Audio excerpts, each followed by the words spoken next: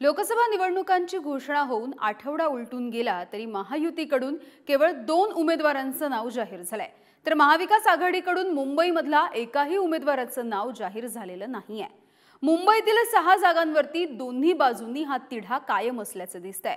त्यातच मनसे महायुतीमध्ये येण्याच्या चर्चेनं या सगळ्या तिढ्यामध्ये आणखी भर पडली आहे। मुंबईतील महायुतीचं जागा वाटप कसं होणार? मनसेच्या सहभागानं महायुतीचा तिढा वाढणार? मवियात मुंबईतल्या कोणत्या जागांवरून ठाकरेंची सेना आणि काँग्रेसमध्ये वाद? शरद पवारांच्या राष्ट्रवादीला मतदारसंघ सुटणार? देशाची आर्थिक राजधानी असलेल्या मुंबईत महायुती आणि मवियाचं जागा वाटप कसं होईल याकडे सगळ्यांचं लक्ष आहे। मुंबईतल्या 6 जागांपैकी काही जागांवर महायुती आणि मवियात तिढा आहे। यावर तोडगा कसा निघणार हा प्रश्न विचारण्यात येतोय। दक्षिण मुंबई महायुतीत अनेकांच्या नावाची चर्चा।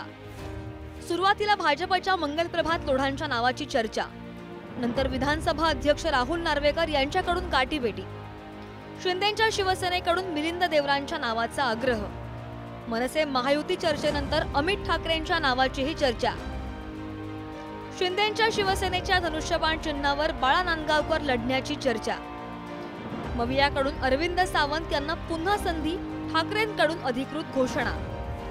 दक्षिण मध्य मुंबई महायुतीकडून राहुल शेवाळे यांना पुन्हा संधीची शक्यता, शिंदेंच्या शिवसेनेचे खासदार शेवाळेंचा प्रचार सुरू, ठाकरेंच्या शिवसेनेकडून अनिल देसाईंचं नाव, काँग्रेसकडून मतदारसंघासाठी आग्रह, मुंबई काँग्रेस अध्यक्ष वर्षा गायकवाड आग्रही, वंचितही निवडणूक लढवण्यासाठी इच्छुक। उत्तर मध्य मुंबई भाजपच्या पहिल्या यादीत उत्तर मध्य मुंबईचं नाव नाही, विद्यमान खासदार पूनम महाजन यांच्याऐवजी दुसऱ्या चेहऱ्याची चर्चा, प्रिया दत्त यांना शिंदेंच्या शिवसेनेकडून उमेदवारीची चर्चा, मुंबई भाजप अध्यक्ष आशिष शेलारांच्या नावाचीही चर्चा, काँग्रेसकडून स्वरा भास्कर, राज बब्बर यांच्या नावाची चर्चा। उत्तर पश्चिम मुंबई ठाकरेंच्या शिवसेनेकडून अमोल कीर्तीकरांच्या नावाची घोषणा, काँग्रेसचे संजय निरुपमही या जागेसाठी आग्रही, विद्यमान खासदार गजानन कीर्तीकर यांची माघार, शिंदेंच्या शिवसेनेकडून गोविंदाच्या नावाची शक्यता, निरुपम भाजपच्या तिकिटावर लढण्याचीही चर्चा। उत्तर मुंबई भाजपकडून केंद्रीय मंत्री पियुष गोयल यांना उमेदवारी, ठाकरेंच्या शिवसेनेकडून विनोद घोसाळकरांच्या नावाची चर्चा।